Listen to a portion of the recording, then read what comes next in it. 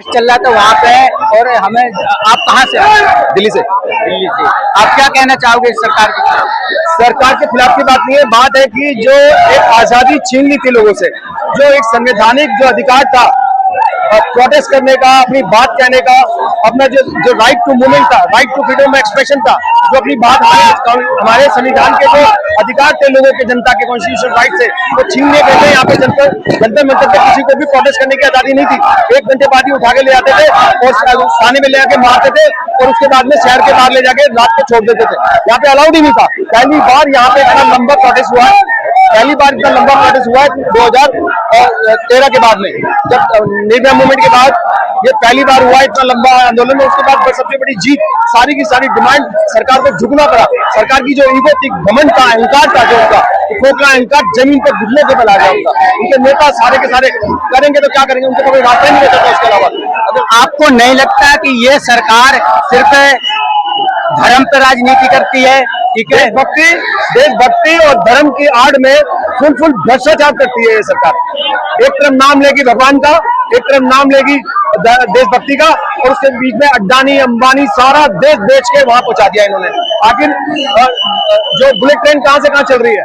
अहमदाबाद से बॉम्बे चल रही है, दिल्ली राजधानी से बॉम्बे नहीं चल रही है, तो वहाँ वही उनकी राजधानी है। अभी तक वो गुजरात को ही अपना देश समझते हैं, वो पूरे भारत को देश समझते ही नहीं, जनता को जनता ही नहीं समझते हैं ये लोग। वरना इतनी महंगाई कैसे होती? अगर सरकार ही समझदार होती, सरकार उसको पूरा देश समझती है अपने आप को, अगर पूरे देश को अगर देश समझती, जनता को जनता समझती, तो यहाँ पे महंगाई बेरोजगारी नाम की चीज ही नहीं होती। लेकिन लूटने तो जितने इंडस्ट्रीज हैं उनको लूटने के लिए छोड़ दिया, पूरे देश को लूट दिया इन्होंने। तो आप क्या समझते हो? धर्म की और देशभक्ति की आड़ में सिर्फ भ्रष्टाचार हो रहा था, कोई देशभक्ति नहीं। आप देखें कि चंदा चोरी कर ली उन्होंने भगवान के वहां पे, है ना। मोदी जी के तो खास थे चंपत राय, कौन थे वो? इनके बगैर इनकी घंटी बजा रहे थे, ये इनॉग्रेशन कर रहे थे, शंकराचार्यों को सबको इन्हीं ने भगा दिया वहां पे, किसी को बुलाया नहीं, धर्मगुरुओं को नहीं बुलाया धर्म के, अपनी घंटियां बजा ली, अपना इनॉग्रेशन कर लिया, इलेक्शन में फायदा उठा लिया, और उसके बाद में अब चंदा चोरी हो रही है तो कह रहे हैं तो उसको सस्पेंड कर दो, इसको सस्पेंड कर दो। अरे भैया, मेन प्रधानमंत्री क्यों चुप है? प्रधानमंत्री को सस्पेंड करो ना।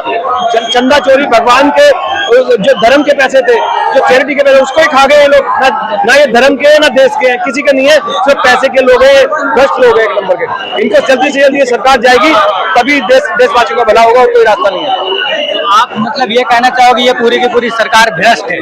पूरी सरकार देखिए भ्रष्ट है। जहां तक बात है, पिछली सरकार भी भ्रष्ट थी। इंडिया अगेंस्ट करप्शन मूवमेंट हुआ था यहाँ पे 2011 के अंदर, 12 में, कोई फायदा नहीं निकला। मोदी जी ने कहा मैं भ्रष्टाचार खत्म कर दूंगा, खत्म हुआ। आज अड्डानी अंबानी के नाम पे देश का बेड़ा गर्क करके रख दिया इन्होंने।